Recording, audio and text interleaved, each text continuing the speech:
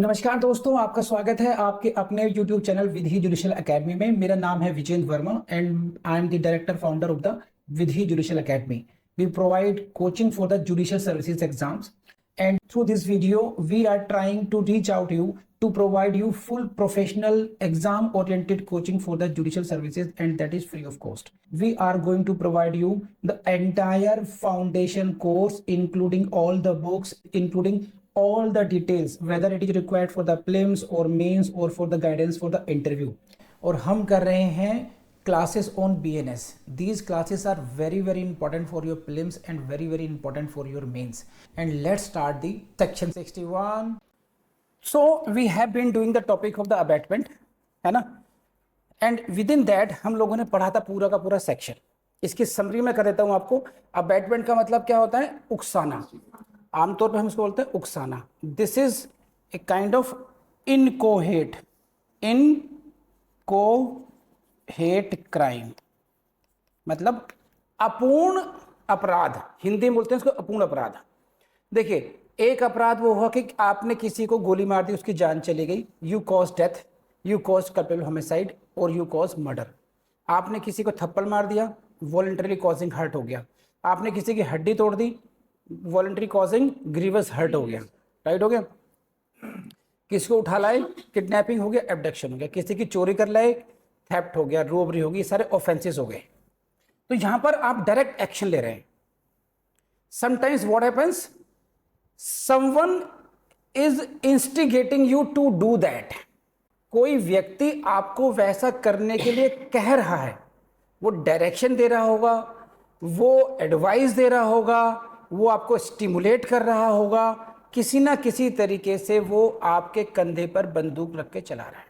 तो what should be there liability, उनकी क्या लायबिलिटी होनी चाहिए, उनको हम कैसे क्रिमिनल लायबिलिटी फिक्स कर सकते हैं, तो उसी के लिए चैप्टर है आपका अबैटमेंट, अबैटर, राइट। तो उसी रेफरेंस में सेक्शन 107 आईपीसी या सेक्शन 45 बीएनएस कहता है कि it can be done in 3 ways. 3 तरीके से हो सकता है। नंबर 1 तरीका क्या था? नंबर 1 तरीका instigation, इंस्टिगेट्स any person, whoever instigates any person to do that thing। ये हो गया उकसाना। उकसाने का मतलब हो गया सीधे से देंगे मार उसको, है ना। अबे कुछ बस एक माँ बाप का ही बेटा है ना, तो शर्म नहीं आती? अपनी माँ का ही बेटा है ना, बस सहन कर लिया, इतनी गलती कर दी उसने, ऐसा कह दिया, तू यहाँ बैठा हुआ है, हाँ क्या, है ना। तो इस तरह के जो हमने देखे होंगे, आपने आसपास ऐसी घटनाएं घटती रहती हैं। क्या हो गया? ये उकसाना, इंस्टिगेशन, स्टिमुलेट हो गया करना। सेकंड वे होता है एंगेजिंग इन कॉन्स्पिरेसी, किसी के साथ षड्यंत्र में शामिल होकर के उस कार्य को करना, तो इसे कहते हैं अबैटमेंट बाय कॉन्स्पिरेसी। और थर्ड होता है अबैटमेंट बाय इंटेंशनली एडिंग, किसी व्यक्ति की सहायता करके, वो भी कैसे? इंटेंशनली सहायता करके उसको कार्य को करवाना। इंटेंशनली एड ऐसा हो सकता है किसी की चोरी करने में सहायता कर दी, है ना, मर्डर करने में सहायता कर दी, एक दूसरे से दूसरे को भगाने में सहायता कर दी। जैसे बहुत सारी फिल्में देखी होंगी जहाँ पर हीरो जो है हीरोइन को भगा के ले जाता है, तो और उसके साथ जो मंडली होती है जो लगी रहती है, तो वो इंटेंशनली एडिंग कर रही होती है, देखा है ना। तो वो क्या होगा? Basically they are doing abetment. तो ये कल हम लोगों ने बहुत डिटेल में पढ़ा था, टेक्निकली पढ़ा था, लेकिन अब अगले सेक्शन को पढ़ने में आपका ये कनेक्शन बन जाएगा। तो now come to the next section, that is what the section 108। This is section 108 IPC, और ये क्या है आपका BNS section 46 108 IPC 46 BNS, otherwise everything is same. अब यहां पर देखिए 107 की हेडिंग क्या थी? Abetment of a thing, abetment of a thing, और इसकी डेफिनेशन है यहाँ पर अबैटर। तो नेवर फॉरगेट दिस। एक क्वेश्चन प्रीलिम से यहाँ से पूछते हैं कि हेडिंग में ही कंफ्यूजन होता है। तो 108 और 46 BNS defines who is the abettor. तो वहाँ पर अबैटमेंट ऑफ ए थिंग है, यहाँ पर अबैटर है, कहीं पर भी अबैटमेंट ऑफ एन ऑफेंस नहीं है। सेक्शन की हेडिंग ही ध्यान रखना बस ये। तो हु इज अबैटर, अबैटर की डेफिनेशन पढ़ लेते हैं, देखिए क्या भी है। तो अभी तक हम लोगों ने जो पढ़ा था, देखिए 107 यानी कि 45 बीएनएस में क्या था? अबैटमेंट ऑफ ए थिंग था। 108 में हम पढ़ रहे हैं अबेटर, और इसके हैं 10 एक एक्सप्लेनेशन 1 2 3 4 5। हम इन सारे 108 में यानी कि या 46 BNS में हम इतने सारे 1 2 3 4 5 एक्सप्लेनेशन पढ़ेंगे। और इसको हम लोगों ने पढ़ा था, जो एक्सप्लेनेशन 5 है हम लोगों ने 107 की क्लॉज सेकंड के साथ पढ़ा था, जो कि अबेटमेंट बाय कॉन्स्पिरेसी थी। देखिए यहाँ पर जो इसको ये जो 108 है, 108 की जो होलिस्टिक अंडरस्टैंडिंग है, आप इसके एक्सप्लेनेशंस और उससे भी ज़्यादा आप उसको कि जो उसके इलस्ट्रेशंस है उस पर फोकस करेंगे, तब आपको जाकर के कुछ अंडरस्टैंड करना है। पहले मैं 108 पे हम लोग क्या क्या पढ़ने वाले हैं आपको एक समरी के रूप में समझा देता हूँ, फिर हम देख लेंगे उसकी टेक्निकलिटीज़ में। 108 एक ऐसा सेक्शन है जहां पर आपको वर्बेटम याद करने की जरूरत नहीं है। जैसे मैंने क्या कहा था, सेक्शन 107 मैंने आपसे क्या कहा था कि सेक्शन 107 का आपको वर्बेटम रटना चाहिए।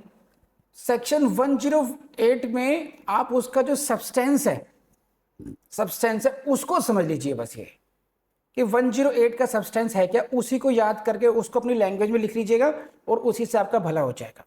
तो यहां पर बेसिकली हमने बताया गया है कि हु इज अबेटर, अबेटर किसको कहेंगे, abetment of offence, abettor of offence किसको कहा जाएगा।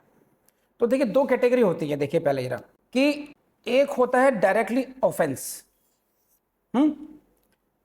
ऑफेंस का मतलब हुआ, अबेटमेंट ऑफ ऑफेंस क्या हुआ। पहले मैं आपको इसके केवल इसको थोड़ा इसको इजी अंडरस्टैंडिंग के लिए आपको क्या समझा रहा हूं कि आपको पहले जिस समझ में आ जाए, फिर हम लोग इसकी डिटेल में पढ़ लेंगे।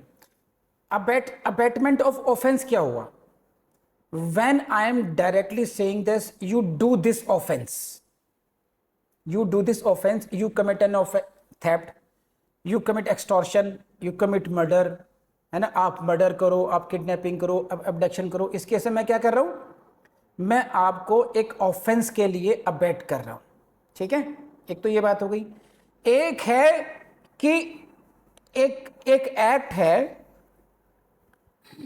which would be an offense if it is committed by a person capable by law। इसको समझिए। देखिए commission of an act which would be शब्द क्या है, would be an offense if committed by a person capable by of law। ठीक, ये क्या मतलब हुआ कि आप ऐसे एक्ट को करने के लिए अबेटमेंट कर रहे हैं जो कि अदरवाइज ऑफेंस होता। कब, यदि उस कार्य को करने वाला व्यक्ति विधि के द्वारा अपराध करने में समर्थ होता। इस लाइन को समझते हैं या नहीं समझते हैं? इस लाइन के मीनिंग को समझाता हूं। जैसे देखिए यहीं पर लिख रहा हूं, थोड़ा छोटा छोटा लिखना पड़ेगा, इस लाइन को समझिए। Number 1, child below 7 years of age, child below 7 years of age। Now this child is considered to be dolly incapax। लिख लीजिए इसको, dolly incapax। A child below age of 7 years is considered to be dolly incapax। dolly incapax की हिंदी होती है अपराध करने में असमर्थ, अपराध करने में असमर्थ। Now same act, suppose I am pointing gun upon someone, मैं किसी को शूट कर रहा हूं गन से, it will be an offense and same act is being done by a child under 7 years age, that will not be considered to be an offense। Why? Because he is not capable of committing an offense। समझे? तो अगर वही कार्य कोई दूसरा व्यक्ति करता, कौन, कैपेबल बाय लॉ, तो वो उसको ऑफेंस माना जाता। एक्ट क्या है, दोबारा समझ लीजिए, एक्ट क्या है, किसी को गोली से मारना, गोली चला करके मारना। अब वही कार्य अगर एक साउंड व्यक्ति, एक मेजर व्यक्ति करेगा तो उसको अपराध माना जाएगा। वही कार्य को अगर कोई 7 साल से छोटा बच्चा करेगा या कोई पर्सन ऑफ अनसाउंड माइंड करेगा तो उसको अपराध नहीं माना जाएगा, क्योंकि वो अपराध करने में सक्षम नहीं है। लेकिन जो एक्ट है वो तो सेम है, हाँ है ना। तो समझ में आ रही कैटेगरी है। तो अब इसकी लैंग्वेज को समझिए, क्या कहता है। ए पर्सन अबेट्स एन ऑफेंस एक व्यक्ति किसी अपराध का अबेटमेंट करता है कब?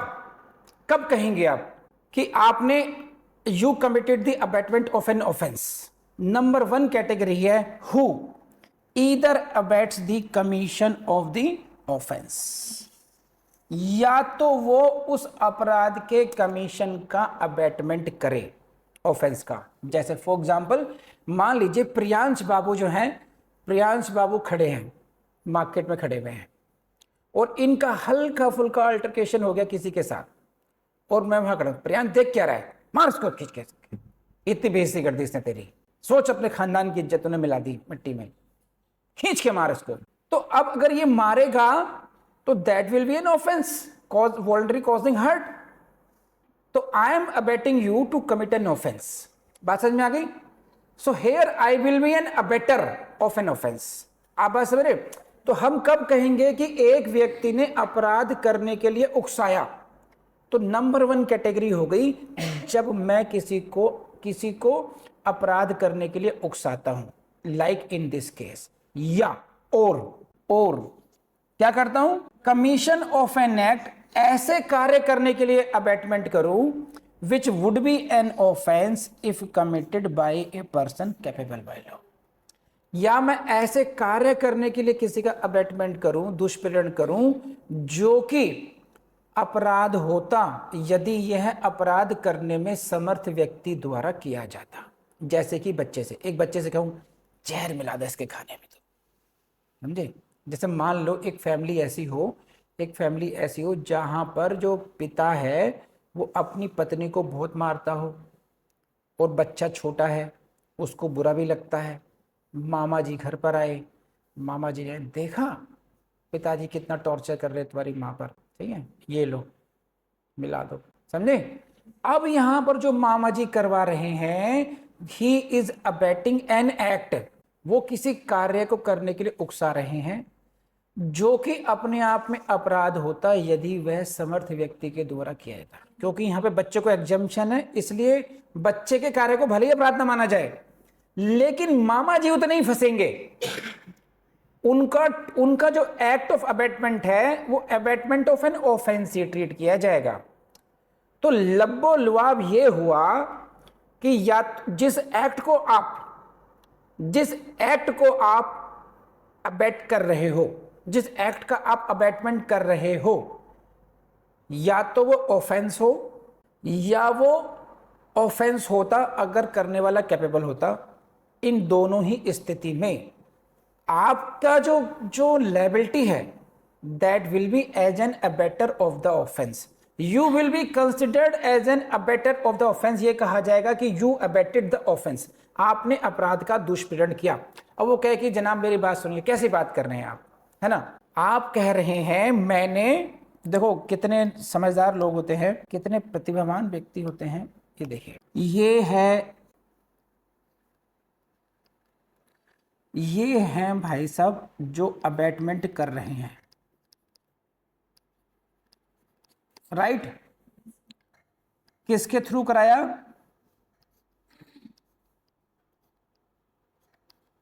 एक बच्चे के थ्रू करवाया।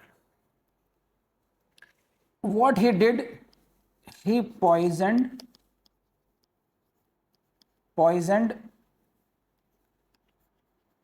his father,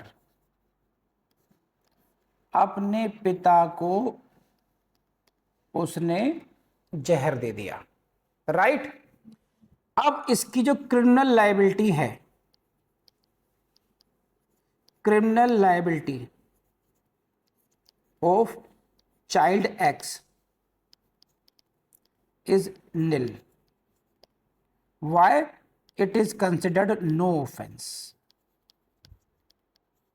Why? उसकी एज है अंडर 7 years। बात समझ में आ गई आपको? तो ये पता चला कि भाई किसने जहर दिया था?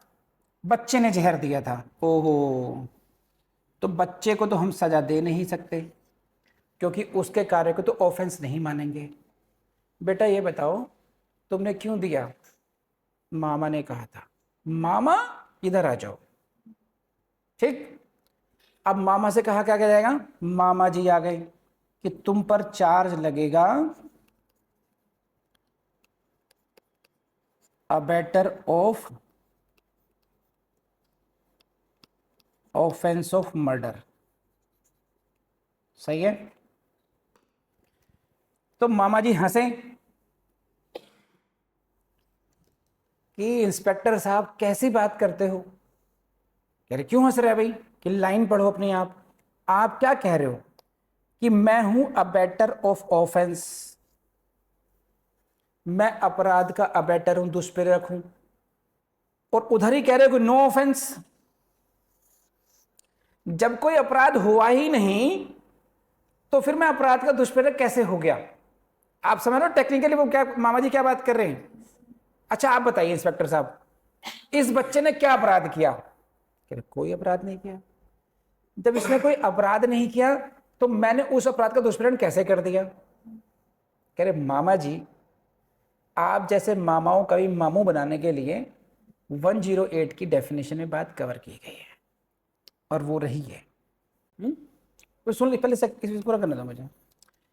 Commission of N act which would be an offence if committed by a person capable by law. कि ये वो कार्य है, वो उस कैटेगरी में कार्य आता है कि जो अदरवाइज ऑफेंस होता, अपराध होता, यदि ये कैपेबल पर्सन के द्वारा किया जाता। तो ये जो इसका कार्य है ये अदरवाइज तो ऑफेंस ही माना जाता, बस एक टेक्निकल रीजंस की वजह से, क्योंकि इसकी एज कम है, इसको अपराध इसको क्षम्य है, लेकिन जो इससे करवा रहा है उसकी लायबिलिटी सेम रहेगी, चाहे आपने वो कार्य किसी सक्षम द्वारा व्यक्ति से करवाया, by person capable by law of committing the offence, या इनकैपेबल पर्सन कराया, तो you shall be considered that you abetted an offence. तो प्लीज लेट मी नो, इतनी बात समझ में आपको आई नहीं आई। अब बताइए क्या है। देखो वो 7, इसमें क्या एक एनोमली है, अब देखने से दूर करेगी नहीं करेगी। 7 years एंड अबव में देखते हैं मेच्योरिटी ऑफ अंडरस्टैंडिंग। बिलो 7 में चले गए, एकदम एब्सोल्यूट चले गए, लेकिन उसमें क्या है कि 7 years अबव एंड 12 बिलो है। तो एग्जैक्टली जो थिन लाइन है 7 की, वहां पर डाउट रहा, क्योंकि ड्राफ्टिंग में ये दिक्कतें आई। अभी एक बार देख लेते हैं, चलो तुम रेज कर दिया तो इन्होंने ड्राफ्टिंग चेंज किया नहीं किया। 7 वाला कौन सा सेक्शन देखने रहो। 1 सेकेंड भी एक क्वेश्चन आ गया भाई साहब को, मैं आपको समझाता हूँ क्या क्वेश्चन पूछा है इसने। ये फिर वहीं क्या भाई, ये एनोमली रह गई। देखिए इन्होंने क्वेश्चन किया कि सर आपने अंडर 7 की बात की, हालांकि किस टॉपिक को कहीं और ले गए, टॉपिक तो अबैटमेंट का था, वो अलग ही टॉपिक था, लेकिन फिर भी मैं क्लैरिफाई कर देता हूँ यहाँ पर। अब इन सेक्शन आपका है ये 20 और 21। कौन सा सेक्शन है, अब ये अलग ले गए क्लास को, लेकिन मेरा फर्ज बनता जब इसने बोल दिया तो सेक्शन 20 और 21। 21 में लिखा है nothing is an offence which is done by person by who is child under 7 years under. तो यहां पर तो कोई ऑफेंस होगा ही नहीं यहां पर, ये ठीक है। सेक्शन 20, और ये पहले सेक्शन था 82 आईपीसी। 21 में कहा गया, पढ़ोगे above 7 below 12 years age and who is of immature understanding. अगर कोई बच्चा 7 साल से बड़ा हो, 12 साल से छोटा हो, तो उसकी हम देखेंगे कि उसकी मेच्योरिटी ऑफ अंडरस्टैंडिंग क्या है। अगर वो इमेच्योर अंडरस्टैंडिंग का है तो उसके द्वारा किसी कार्य को भी हम अपराध नहीं मानते हैं। You got it. अब क्वेश्चन यहां पर आ जाता है, कह रहे हैं कि अगर कोई एग्जैक्टली इन बिटवीन हो, यहां तो अंडर है, यहां अबव है, तो 7 year में क्या होगा फिर ये। अगर कोई एग्जैक्टली 7 years का हो तो लॉ तो यहां पर बेरेक तो साइलेंट है, फिर यहां पर आप यूज करेंगे कॉमन क्रिमिनल जुरिस्प्रूडेंस, और वो क्या कहती है, benefit always goes in favour of student कह रहा हूं, in case of accused, benefit of doubt is always given to the accused. तो एक दिन के उसमें फिर आप उसको इसी में कवर करोगे कि भाई 7 केस इस पॉइंट ऑफ व्यू से, क्योंकि यहां पर कोई क्लैरिटी नहीं है उस पर। यू गॉट इट अनीश और नॉट। हाँ, क्योंकि इस अबव में भी हम उसकी मेच्योरिटी को ही देख रहे हैं, उसको भी ऐसे नहीं कि एकदम से लायबिलिटी चेंज हो जाती है। तो आई बिलीव ये थोड़ा सा आउट ऑफ द सिलेबस बात आ गई थी, लेकिन समझ गया अनीश। अब हम बात कर लेते हैं, फिर अपने टॉपिक पर आते हैं। और ये रहा। तो इस लाइन को समझे नहीं समझे बताइए। तो इफ अगर आपसे पूछा जाए कि define a better, who is a better, उसका क्वेश्चन जवाब था तो a person is, who is a better, A person who abets an offence. किसी अपराध को जो अबेट करेगा वो अबेटर कहलाएगा, है ना। और वो कैसे करेगा, उसके दो कंपोनेंट हो गए, या तो वो डायरेक्टली ऑफेंस को अबेट करे, या वो इस एक्ट को ऑफेंस की, वो जो दूसरा एक्ट है वो ऐसा एक्ट हो जो अदरवाइज ऑफेंस होता अगर वो अदरवाइज वो कैपेबल पर्सन से किया होता। बस आई थिंक ये क्लियर हो गया होगा अच्छी तरीके से। अब आपको अच्छी तरह याद समझ में आ गया। चलिए मैं आपको एक बात फिर जरा कहना चाहता हूँ यहाँ से, नेवर फॉरगेट दिस स्कीम। देखिए मैंने बहुत टाइम लगाता हूँ यहाँ आप मैं भी क्या, और आप भी बहुत टाइम लगा रहे हैं आपकी पढ़ाई में। अगर आपको स्मार्ट वे नहीं करेंगे अप्लाई तो आप बहुत पीछे रह जाएंगे। स्मार्ट वे क्या होता है, स्टेजेस होती है पढ़ने में हमेशा, first stage, second stage. First stage होती है रीडिंग की और अंडरस्टैंडिंग की, सेकंड स्टेज होती है लर्निंग की, और थर्ड स्टेज होती है। तो ध्यान रखना ये जो फर्स्ट स्टेज है रीडिंग और अंडरस्टैंडिंग की, मैं खुद ही यहाँ पे करा देता हूँ और इतना रिपीटिशन कराता हूँ बार बार ताकि सबको समझ में आ जाए कि यहाँ पर आपको अंडरस्टैंडिंग हो चुका होता है। तो घर पर जाकर के ना अपनी जो स्टडी है फर्स्ट स्टेज से मत करना, सीधा क्या करोगे, सीधा लर्निंग वाली करना। अधिकतर बच्चे यही गड़बड़ करते हैं, 1 घंटे में चीजें रीड करी, अंडरस्टैंड करी मेरे साथ, 1 घंटा फिर रीड कर रहे हैं। उस 1 घंटे में आप चीज उस सेक्शन को याद कर लोगे ताकि थर्ड स्टेज में पहुंच जाओगे। वरना स्टूडेंट क्या होता है, जब भी पढ़ने बैठेगा वो फर्स्ट स्टेज से स्टार्ट करता है। कितने लोग करते हैं, रेज हैंड बताइए, ईमानदार से बताइए, ऑनलाइन स्टूडेंट सबके सब कितने लोग ऐसे हैं जो बार बार पहले रीडिंग अंडरस्टैंडिंग करते हैं, सेम टॉपिक को जंप नहीं करते डायरेक्ट। इसीलिए कह रहा हूं ये आपको बहुत स्मार्टली आगे बढ़ा देगी। आपने कितने घंटे पढ़ाई करते हैं, 8 घंटे के एवरेज मान लीजिए, 2 घंटे में काम आपने वही किया जो रिपीटर वाला था, यानी कि 25% टाइम वेस्ट हुआ।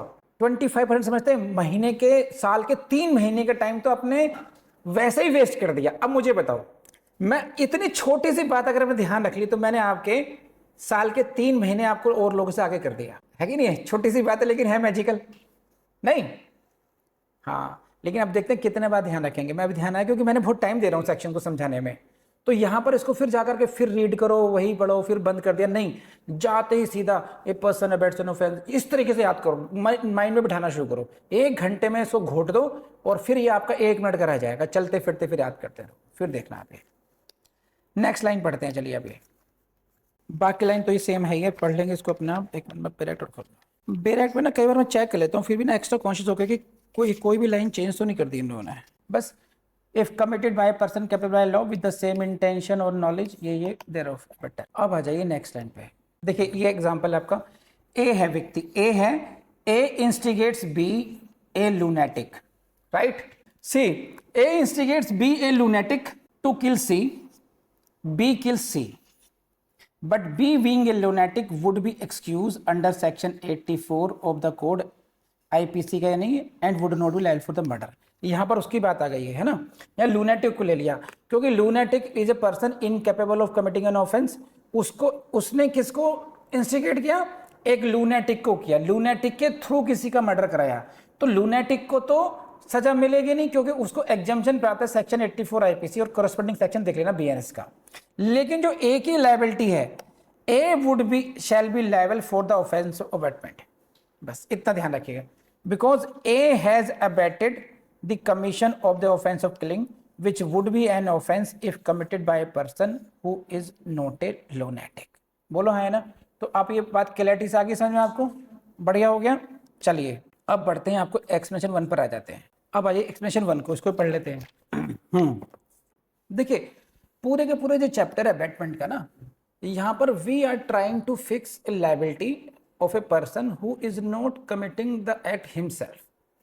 इस पूरे चैप्टर में हम एक ऐसे व्यक्ति का आपराधिक दायित्व निश्चित करने की कोशिश कर रहे हैं, प्रयास कर रहे हैं, जो खुद कोई कार्य नहीं कर रहा है, वो एक्ट नहीं कर रहा है ना, वो एक्ट किसी के द्वारा करवा रहा है। तो उसकी यहाँ पर क्या है, उसकी लायबिलिटी वैसी ही होगी जैसे कि वो कार्य उसने खुद किया। इसका पूरे चैप्टर का लेवल हो। अब इसके डिफरेंट डिफरेंट एस्पेक्ट्स हो सकते हैं, क्योंकि क्रिमिनल माइंड तो अलग अलग तरीके को, दिव्या हो सकती है अलग माइंड की हो सकती है, प्रियांश हो सकता है अलग तरह सोचेगा, अनीश अलग तरह सोचेगा, मैं हूं अलग तरीके से सोचूंगा, है ना। कोई बच्चे के थ्रू कराने की सोचेगा, कोई लूनेटिक के थ्रू कराने की सोचेगा, कोई किसी तरीके से कॉन्स्पिरेसी में करने की सोचेगा, अलग अलग तरीके से होगा वो। तो जो कानून है उसको वो 10 कदम आगे चल रहा है पहले से कि कैसे कैसे हो सकते हैं। जैसे जैसे रिसर्च आई कि हाँ ऐसे भी होता है, ऐसे भी होता है, ऐसे ही होता है, उसके हिसाब से फिर उसको ड्राफ्ट करा गया इस तरीके से यहाँ पे। तो यहाँ पर ये कह रहा है कि समटाइम्स अबैटमेंट कैसे हो सकता है, ऑफेंस क्या हो सकता है, ऑफेंस थ्रू इलीगल ओमिशन भी हो सकता है, हाँ है ना। इसको समझिए बस आप, क्योंकि हमने पढ़ा था, पहले ही पढ़ा है कि an offence can be done directly by doing an act, कोई कार्य करके भी किया जा सकता है ऑफेंस, और कोई अपराध इलीगल ओमिशन के द्वारा भी किया जा सकता है। इलीगल ओमिशन का मतलब होता है कि किसी भी कार्य को करने की आपकी लीगल ड्यूटी थी और आपने वो काम नहीं किया, और वैसा नहीं करके उसका परिणाम किसी घटना में निकला या अपराध में निकला, इलीगल ओमिशन हो गया, राइट। जैसे मान लीजिए, ऐसे मान लीजिए, it was the legal duty of the MCD officials or the concerned authorities to inspect the premises of the coaching institutes whether they are dangerous for the life of the students or not. Relevant है आज की date में, है ना, इसलिए समझ जाएंगे। तो ये उनकी इलीगल ड्यूटी थी, सॉरी लीगल ड्यूटी थी, but they did not do so, तो that is the illegal omission on their part, सही। अब वो आए किसी कोचिंग में, सर गेट नहीं है, ये नहीं है, वो नहीं है ना। अरे सुनो ना, ये लो। अब यहां पर क्या हो गया, अबैटमेंट हो गया उसका इलीगल ओमिशन करने के लिए। यू ओवरलुक दिस, इससे अच्छा एग्जांपल मैं आज की डेट में दे सकता आप लोगों को, है कि नहीं है, ये परफेक्ट एग्जांपल है। अब उस इलीगल ओमिशन का परिणाम निकला causing death by negligence, right. Death by negligence हुई नहीं हुई है कि आपने इलीगल ओमिशन किया, उसका परिणाम किसी की डेथ में हुआ, and that was the negligent act, you became negligent, right. तो अब ये देखो, जो ऑनर है वो कहां जा सकता है। तो क्वेश्चन यहां पर ये है कि कई बार abetment of a direct act भी हो सकता है और अबैटमेंट ऑफ इलीगल ओमिशन भी हो सकता है। यस और no, please let me know, आप कितनी बार समझ में, इलीगल ओमिशन का एग्जांपल समझ में आया नहीं आया। एवरीवन, जो लोग सो रहे हैं जाग जाओ भाई, हम काफी हो गया। चलिए अब बढ़ते हैं आगे, अब पूरी लाइन पढ़ते हैं, वो समझ में आ गया। तो the abatement of the illegal omission of an act may amount to an offense, ठीक, ये ऑफेंस हो सकता है। although the abater may not himself be bound by to do that act, भले मेरी वो नहीं हो उस कार्य करने के लिए, तो किसी और की ड्यूटी थी, मतलब कि मैंने किसी और व्यक्ति को उसकी लीगल ड्यूटी नहीं करने के लिए अगर उकसाया, तो वो भी एक ऑफेंस हो सकता है, सही है। भले ये मेरा इलीगल ओमिशन नहीं है, जो अबेटर है उसका इलीगल ओमिशन नहीं है, लेकिन दूसरे से भी इलीगल ओमिशन में करवा सकता हूं, गॉट इट। अब आ जाइए, जैसे क्या है, पढ़ते हैं कुछ नेक्स्ट। ए हस्बैंड है is legally bound to provide food to his wife, है कि नहीं है, फेल्स टू डू सो, ये illegal omission on the part है, उसके पार्ट पर हो गया। एक हस्बैंड की ड्यूटी बनती है कि वो अपनी वाइफ को मेंटेन करे, उसको फूड प्रोवाइड करे, ये उसकी लीगल ड्यूटी है। अगर वो नहीं करता है तो उसके पार्ट पर ये इलीगल ओमिशन होगा। If a person abets the husband for commission of such illegal omission, है ना, that is not to provide food to his wife, he is liable as an abettor. ये क्या है, ये है सास बहू की कहानी। सास बहू सीरियल देख लो, मत दे से आज कुछ भी खाने के लिए। सास जो कह रही है पति अपने बेटे को कि बंद कर दे कमरे में, 2-4 दिन रहेगी भूखी तो अकल ठिकाने आ जाएगी। तो सास क्या हो गई यहां पर, सास हो गई यहां पर अबेटर। तो ये आपको ना जीवन तो वो उदाहरण दे रहा हूं आपको, आप समझ पाएंगे कि जब सांस दिखाई दे तो अबेटर देखना कि अबेटर है तो नहीं है ये लेंस से, तो ये अबेटर हो गई। Got it. और कोई एग्जांपल आप दे सकते हो जहां पर किसी से इलीगल ओमिशन करवाया जाए? वो तो एक्शन के लिए कराया, एक्ट ओपन हो गया वो तो, चले कोई नहीं।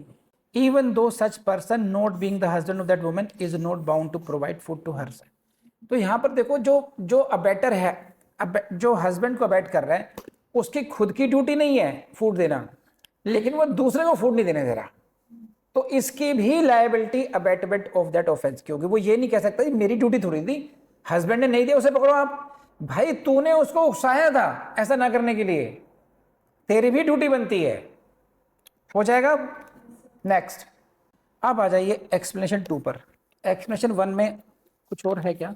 ये तो बहुत इंपॉर्टेंट है भाई, explanation 2 is very very important. हाँ ये देखो बस, अच्छा दूसरा आ जाइए, चलिए अभी एक्सप्लेनेशन 2 पर आ जाइए। तो 2 पार्ट्स हैं इस एक्सप्लेनेशन के, पढ़ते हैं। ओके, देखिए क्या है। To constitute the offence of abetment it is not necessary that the act abetted should be committed. भाई इसके इलस्ट्रेशन इतने इंपॉर्टेंट हैं, ये बहुत ज़्यादा टेक्निकल लाइन है, बहुत इंपॉर्टेंट है आपके यहाँ से। पहली लाइन ही समझ लीजिए कि it is no to constitute the offence of abetment. ये लाइन समझ रहे हैं आप क्या लाइन है, कितनी इंपॉर्टेंट लाइन है, इसको हाईलाइट कर लीजिए। शब्द को देखिए, ऑफेंस ऑफ अबेटमेंट, ऐसे ही हम पढ़ते हैं offence of murder, offence of theft, offence of extortion. उसी तरीके से ऑफेंस होता है अबेटमेंट का। तो इट मींस व्हाट, अबेटमेंट अपने आप में एक अपराध है, दुष्प्रेरण अपने आप में एक ऑफेंस है, as much punishable as the murder, theft, extortion etcetera.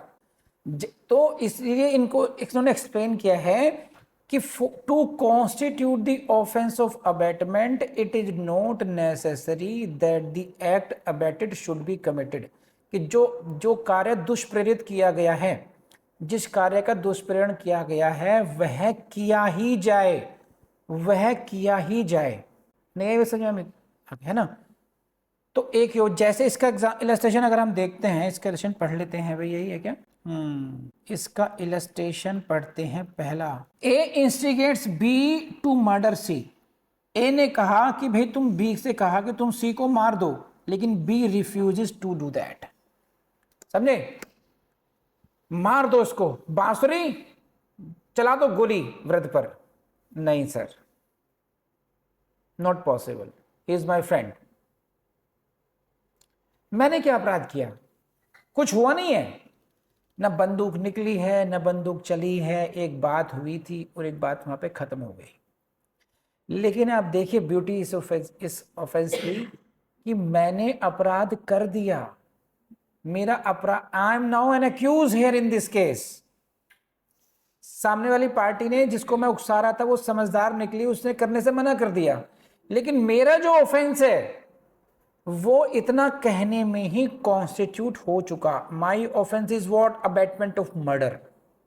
Murder हुआ नहीं है, मर्डर का एम भी नहीं हुआ, सामने वाले व्यक्ति के माइंड में आया भी नहीं है, बट मेरा ऑफेंस हो गया। इसीलिए है पहले, इसीलिए मैं कह रहा हूं ये एक्सप्लेन सेकंड बहुत इंपॉर्टेंट है कि टू कॉन्स्टिट्यूट, इसलिए से कहते हैं इनकोहेट।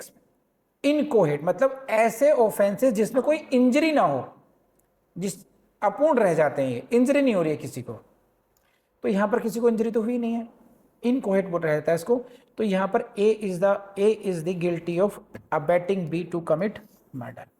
तो ये एग्जांपल जब नए नए बच्चे आते हैं, इनकी जिन्होंने पढ़ा नहीं होता ढंग से, उस तरीके से कहते हैं यार कहा ही तो है, ऐसे 10 बात तो हम घर पे कहते रहते हैं, है ना? तो ये हुआ। नेक्स्ट, अब समझिए इस बी इलस्ट्रेशन समझिए। ए इंस्टिगेट्स बी, ए ने बी को इंस्टिगेट्स किया टू मर्डर बी, लेकिन बी ने यहां रिफ्यूज नहीं किया है। बी स्टैब्स डी, बी ने डी को स्टैब कर दिया, यानी चाकू मार दिया।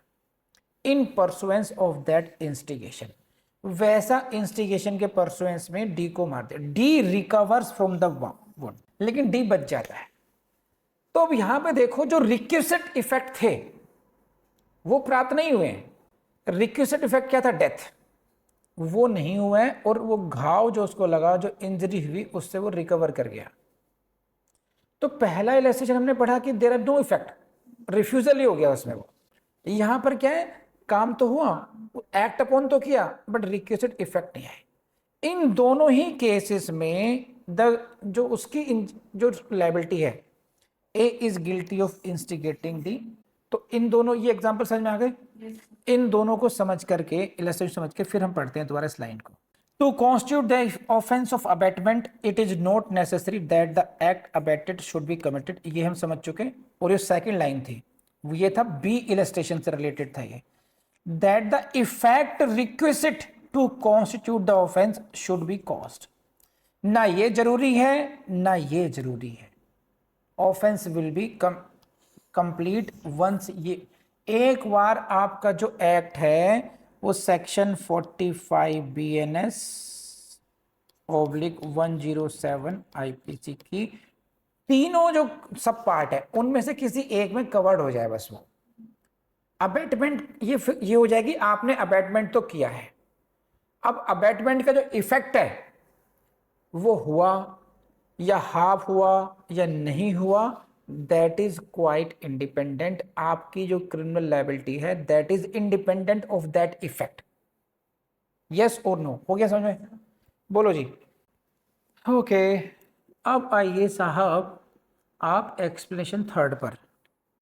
एक केस का नाम था पहले, उसमें इमामदी भुइया, इमामदी भुइया। The offense of abatement by instigation depends upon the intention of the person who abets. इसको अंडरलाइन लिख लीजिए इस लाइन को। The offense of abatement by instigation, the offense of abatement of instigation depends upon the instigation of the person who abets. जो व्यक्ति abate कर रहा है उसकी इंटेंशन पर डिपेंड करता है, and not upon the act which is actually done.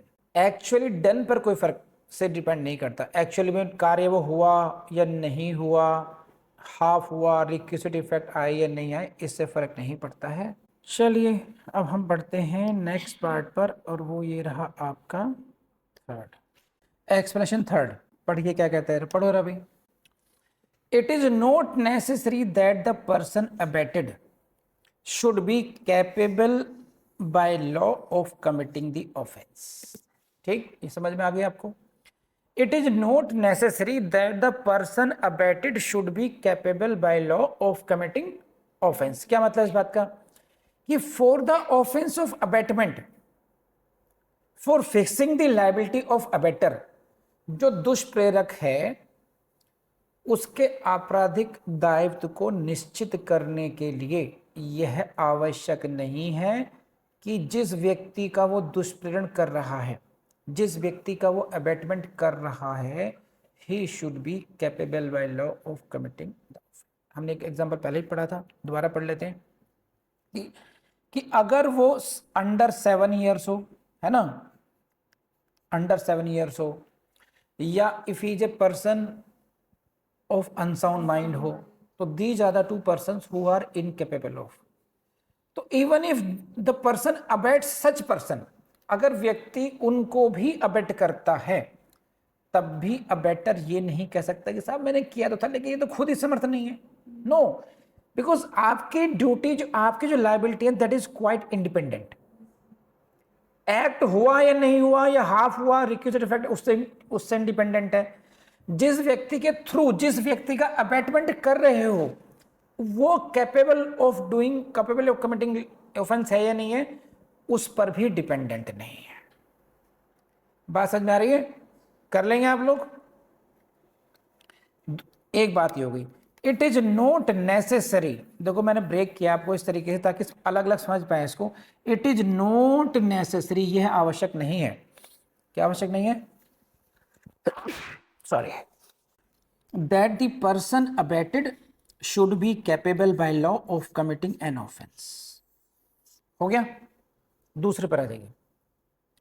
or that he should have the same guilty intention or knowledge as that of the abettor or any guilty intention or knowledge। उसकी क्या guilty intention है या नहीं है जो abettor है। देखिए ये व्यक्ति अबेटमेंट कर रहा है, ठीक, इसके माइंडसेट में है किलिंग, इसको अबेट कर रहा है, इसका जो माइंडसेट है वहां पर भले लव हो, किलिंग तो छोड़ो, है ना, या ब्लैंक हो,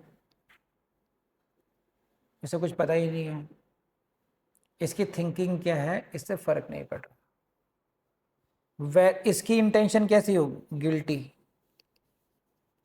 गिल्टी इंटेंशन, लेकिन इसकी नॉट गिल्टी या नो इंटेंशन एट ऑल, कुछ भी हो, इससे फर्क नहीं पड़ता। It is not necessary, what matters what is your intention, what you are doing. तो सामने वाला व्यक्ति whether he is incapable of committing the offence, whether he is having the same guilty intention और नॉट, सेम है नहीं है कोई भी नहीं है, इससे फर्क ही नहीं पड़ता है। इस तरीके से समझ में आई बात। चलिए अब पढ़ते हैं दोबारा लैंग्वेज। तो it is not necessary that the person abetted should be capable by law of committing the offense or that he should have the same guilty intention, same guilty intention हो ये जरूरी नहीं है, same guilty knowledge हो at that or better ये जरूरी नहीं है, और any guilty intention knowledge हो ये भी जरूरी नहीं है। same ना हो, कहते same तो छोड़ो, कोई भी guilty intention हो तब भी फर्क नहीं पड़ता। सो illustration पढ़ते हैं A B C, पढ़ो जरा। देखिए A with a guilty intention, intention कैसी है इसकी, गिल्टी है। अबेट्स ए चाइल्ड और लूनेटिक, एक चाइल्ड या लूनेटिक को अबेट करता है क्या करने के लिए, टू कमिट एन एक्ट, ऐसा कार्य करने के लिए, which would be an offence, जो कि एक अपराध होता, if committed by a person capable by law of committing an offence and having the same intention as A. अगर ये व्यक्ति कैपेबल होता तो ये अपराध होता, सही है, लेकिन क्या है, here A is guilty of abetting an offense whether the act be committed or not committed। तो ये नहीं देखा जाएगा कि वो जो पर्सन डूइंग है वो capable of committing an offence है या नहीं है। ये आपकी एक्सप्लेनेशन यही बात होती। उसी तरीके से बी में देख लीजिए, ये रहा explanation B, illustration B. A intention of murdering D with the, क्या इंटेंशन है इसकी कि मर्डर करना चाहता है जेड का, instigates B a child under 7 years of age, क्या करता है, to do an act which causes जेट्स डेथ, यहाँ पर जेट की डेथ करवा देता है वो। तो यहाँ पर क्योंकि अंडर 7 years एज है, बी इज नॉट कैपेबल, है ना, ऑफ कमिटिंग लॉ, तो बी जो है, B does the act in the absence of a, consequence क्या होता है, एंड जेट की डेथ कर देता है। इसमें क्या होता है फिर, हेयर दो B was not capable by law of committing an offense, A is liable to be punished in the same manner as if B had been capable by law of committing an offense। इसकी जो A की liability है वैसे ही होगी कि अगर B बच्चा ना होता, मेजर होता, तब भी उसकी लाइबिलिटी वही रहती। And had committed murder, he is therefore subject to the punishment of death। C पर आ जाइए, इलस्ट्रेशन क्या, A instigates B to set fire to the dwelling house. A ने बी को इंस्टिगेट किया है कि भाई उसके घर में आग लगा दो। बी क्या, बी कौन है ये, B in consequence of his unsoundness of mind, ये अनसाउंड माइंड का व्यक्ति है। Being incapable of knowing the nature of the act और that he is doing what is wrong और contrary to law. Section 84 IPC की पूरी ingredients आ गए इसमें। Sets fire the house in consequence of A's instigation। B has committed no murder क्योंकि वो unsound mind का व्यक्ति है, but A is guilty of abetting the offense of setting fire to the dwelling house and is liable to the punishment provided for that offense। बोलो yes or no, कर लेंगे। तो यही लाइन थी, ये हमने, ये था हमारा expression. It is not necessary that the person abetted should be capable by law और that he should have the same guilty intention knowledge और एनी गिल्टी इंटेंशन। इसके सारे इलस्ट्रेशंस आ गए यहाँ पर। एक लेसन डी भी पढ़ लेते हैं। ए क्या है? Intending to cause a theft to be committed instigates B. A ने किसका इंस्टिगेशन किया है? बी का इंस्टिगेशन किया है। ए की इंटेंशन क्या है? कि वो उसके घर में चोरी करे। To take property belonging to Z out of जेड्स पोजेशन, ठीक है, ए इंस्टिगेट कर रहा है। तो A induces B to believe that the property belongs to A, कि ये प्रॉपर्टी मेरी है, इंड्यूसमेंट। तो बी की इंटेंशन क्या रहेगी? तो B takes the property out of possession in good faith believing it to be A's property. तो यहां पर ये दिखाने की कोशिश की है कि जो बी है उसका माइंडसेट क्या है कि मैं ए की प्रॉपर्टी ले जा रहा हूं, और ए की इंटेंशन क्या है कि चोरी करवानी है जेड के घर में। तो B acting under this misconception does not take dishonestly and therefore does not commit theft, क्योंकि उसके इंटेंशन डिसऑनेस्ट नहीं है, but A is guilty of abetting theft. कर लेंगे बस। तो हमने ये देखा कि चाहे ये अबेटर है, अडल्ट पर्सन हो, चाइल्ड बिलो 7 ईयर हो, पर्सन ऑफ अनसर्न माइंड हो, एक्ट इज शूटिंग समवन, ये कैपेबल बाय लॉ है, ये इनकेपेबल बाय लॉ है ना। यहाँ पर भी इसका कार्य ऑफेंस होगा, ये इसका कार्य नो ऑफेंस होगा, लेकिन इसकी गिल्टी, इसकी जो अबेटर की जो लायबिलिटी है वो दोनों ही केसेस में सेम रहेगी। बोलो हाँ है ना? अब बात समझ में आ रही है? अच्छी तरीके से फिक्स हो जाएगी माइंड में। इसको ऐसे दिखाया गया, देखिए अगर ये कर रहा है व्यक्ति तो ऑफेंस माना जाएगा, एडल्ट है, बच्चे करेंगे तो नो ऑफेंस होगी, है ना। इन दोनों ही की केसेस में liability of the abettor is same. So entire emphasis is on the criminality of the end guilty intention of the abettor and not of the person abetted. Abetted person की intention पर focus नहीं है, जो focus है वो सारा जो intention और ऑफ अबेटर पर है। अबेटर को देख करके अबेटर की इंटेंशन क्या थी, उसने क्या काम करा, उसकी लायबिलिटी फिक्स की जाएगी, ना कि जो पर्सन अबेटेड की है। यहां तक किसी को समझ में नहीं आया तो मुझसे पूछे, is person under influence of alcohol also considered in? No. So basically जो पर्सन अबेटेड है may do an act without any criminal intention और नॉलेज, या may not be capable of committing an offence, कोई भी हो सकता है वो। जैसे मैंने यहां बनाया था, गिल्टी इंटेंशन हो भी सकती है उसकी, नो गिल्टी इंटेंशन भी हो सकती है, पर्सन्स इनकैपेबल भी हो सकते हैं, चाइल्ड और ये पर्सन ऑफ साउंड माइंड भी हो सकते हैं। इन केसेस में हर एक के केस में जो है, जो पर्सन अबेटर है, जो पर्सन, उसकी लायबिलिटी हर एक के केस में सेम रहेगी। जिस व्यक्ति को आप अबेटमेंट कर रहे हो, he may be like this, he may be innocent person, he may be a child, he may be she. In all cases, liability of the abettor will be same. किसी प्रकार का भी अबेटमेंट हो सकता है, बाय इंस्टिगेशन हो सकता है। This explanation applies to all kinds of abetment. लिख लीजिए इतनी लाइन को, कहीं कोई कंफ्यूजन नहीं होना चाहिए।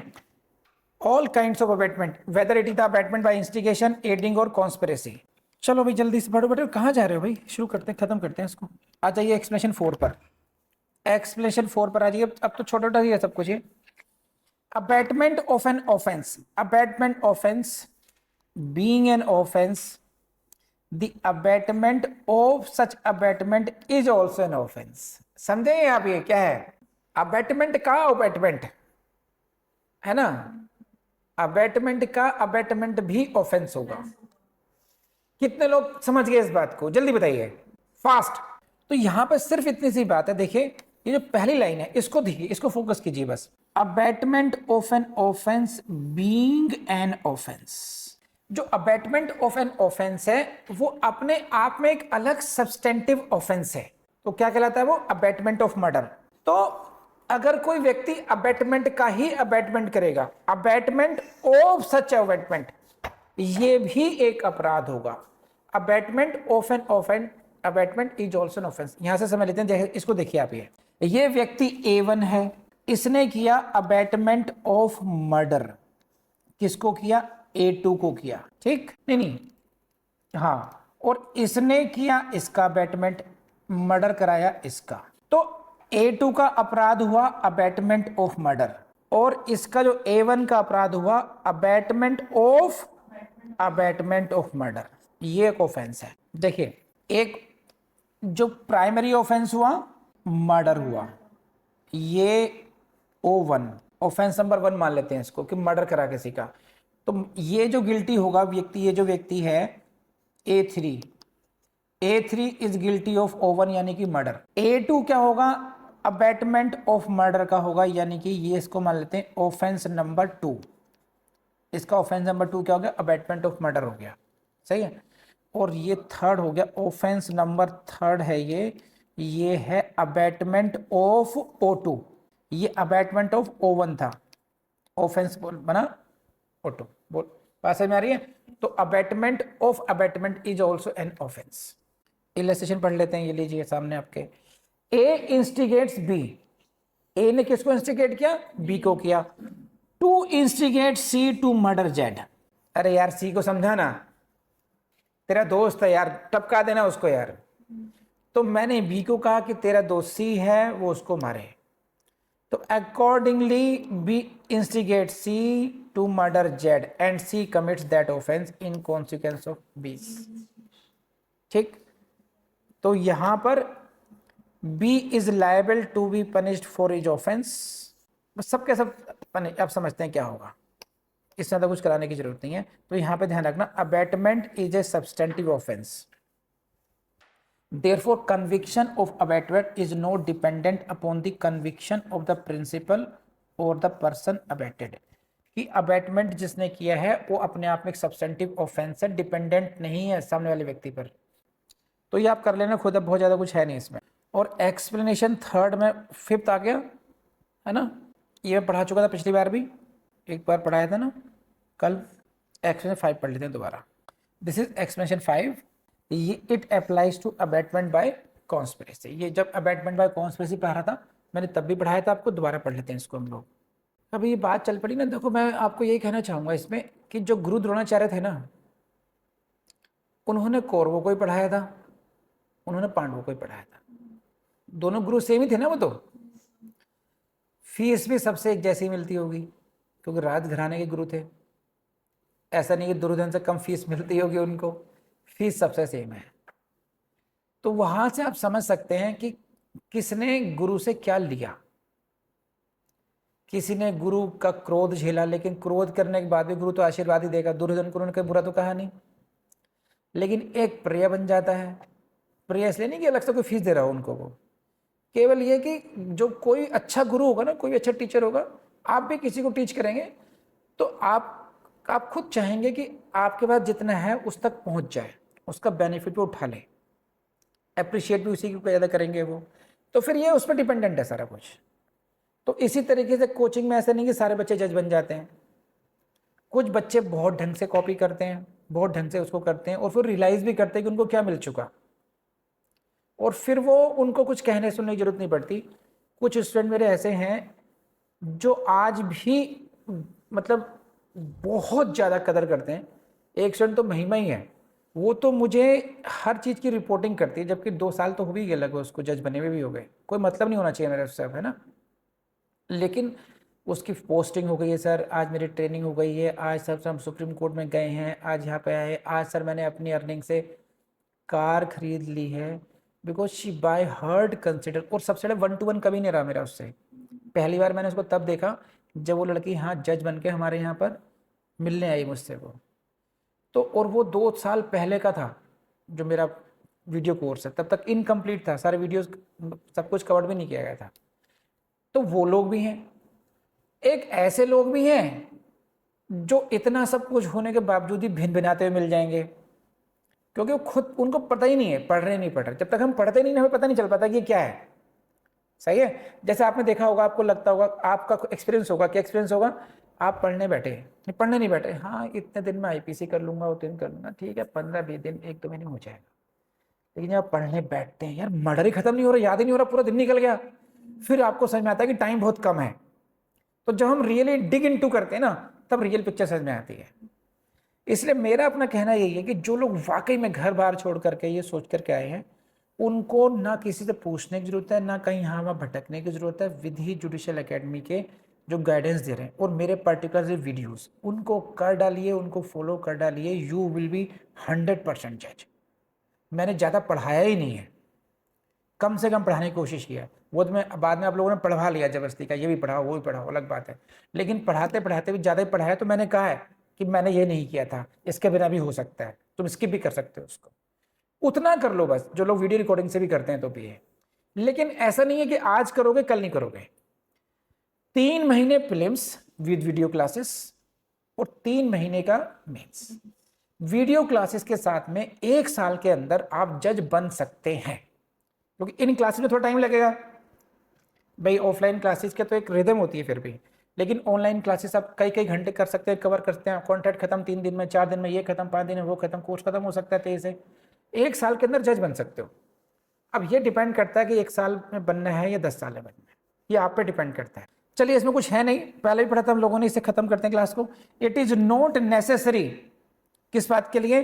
To the commission of the offence of the abetment by conspiracy that the abettor should concert the offence with the person who commits it. Concert discuss करें बस ये कि this explanation is dealing with the situation of what abetment by conspiracy. Conspiracy वाला जो part है, यानी कि second part, तो कह रहे हैं कि उसके लिए क्या नेसेसरी है और क्या नेसेसरी नहीं है। और अगर कभी आपको अबेटमेंट पर क्वेश्चन आ जाए, एक्सप्लेन 107 या 45 का सेकंड पार्ट है, अबेटमेंट बाय कॉन्स्पिरेसी समझाएं आप, तो इस एक्सप्लेनेशन 5 को आप नहीं भूलेंगे, इसको साथ में लेकर के समझाएंगे। ये कह रहे हैं कि ये आवश्यक नहीं है, क्या नहीं है? दैट दी अबेटर, जो अबेटर बाय कॉन्स्पिरेसी है ना, यानी कि जो कॉन्स्पिरेसी में एंगेज होता है, एक व्यक्ति हु कमिट्स इट, जो लास्ट में परफॉर्म करता है, उससे वो कोई कंसल्ट करे, डिस्कशन करे, कोई उनकी डायरेक्ट कंसल्टेशन जरूरी नहीं है। इट इज सफिशिएंट, ये सफिशिएंट है, पर्याप्त होगा, if he engages in the conspiracy. तो what is necessary? Engagement in the conspiracy is sufficient in pursuance of which offence is committed. उस षड्यंत्र में केवल वो सम्मिलित हो जाए, जो षड्यंत्र में जो व्यक्ति वो कार्य को आगे अंजाम देगा, उसमें उससे उसकी कोई बात हुई हो, इससे मकसद नहीं है। अभी एक मिस्टर हानिया है, उनकी डेथ हुई है, मालूम है कितने लोग जानते हैं हानिया? रेज हैंड, कोई ऑनलाइन स्टूडेंट मालूम है Haniya? Anyone mister who knows mister Haniya? किसी को नहीं पता? हाँ, फौरन चले पूछे। चलिए देखिए, हमास का नाम सुना आप लोगों ने? हमास एक टेररिस्ट ग्रुप है जो पैलेस्टाइन कॉज के लिए लड़ रहा है। उनका कहना यह है कि वो पैलेस्टाइन के लिए लड़ रहे हैं। इजराइल का कहना यह है कि वो एक टेररिस्ट ग्रुप है। तो वो वायलेंस मतलब वो अपना जो है वायलेंस में इंडल्ज रहते हैं, और दे वांट टू, उनका जो नंबर 1 एनिमी है वो है इजराइल। तो पीछे क्या किया था, अक्टूबर में 7 अक्टूबर पे इजराइल में पार्टी चल रही थी, लोग 1000-1200 लोग साथ मारे गए थे, उसने टेररिस्ट अटैक किया था स्पॉन्टेनियसली, किसी को भनक ही नहीं लगी, बहुत सारे मिसाइल दागी गई, और कुछ 100-150 लोगों को वो लोग अपना किडनैपिंग करके ले गए थे वो। उसके बाद से वहाँ पर लगातार लड़ाई चल रही है, और फिर रिटेलिएट किया इजराइल ने, लगातार वहाँ पे बॉम्बार्डमेंट हो रहे हैं गाजा से। इजराइल का कहना यह है कि हमें उसका सफाया कर देना है। तो हमास का जो पॉलिटिकल चीफ है उसका नाम है हानिया। इजराइल उसके पीछे पड़ा था कि इसने करवाया है and we will eliminate him.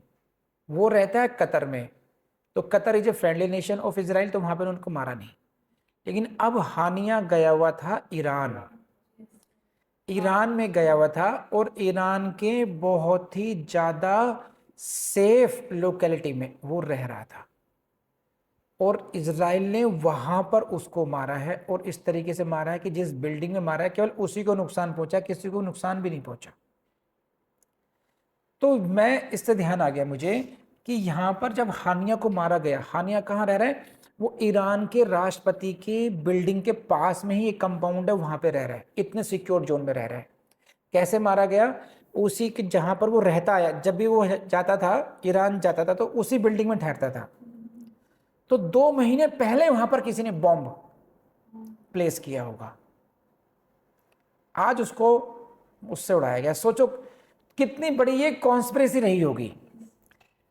तो अब हम यहां पर आ जाते हैं, किसी ने वहां पर बॉम्ब प्लेस किया, किसी ने उसको दूर रिमोट से उसको उड़ाया, और इस कॉन्स्पिरेसी में जिन लोगों ने उसको उड़ाया, जिन लोगों ने बॉम्ब रखा, ऐसे बहुत से लोग होंगे, किसी ने लाके दिया होगा, किसी ने कहीं से लाके दिया होगा, एक दूसरे से उन्होंने बात भी नहीं की होगी। यस और नो? तो भले ही वो क्रिमिनल कॉन्स्पिरेसी के केस में नहीं आ पाए, because they have not agreed to commit such an offence, because उनके बीच में कोई एग्रीमेंट नहीं हुआ ऐसा। बात समझ रहे हो? जैसे मान लो मैंने अनीश के साथ ये प्लान किया कि मिस्टर हानिया को इलिमिनेट करना है, तो मेरा अनीश का क्या ऑफेंस हुआ? Criminal conspiracy. सही है?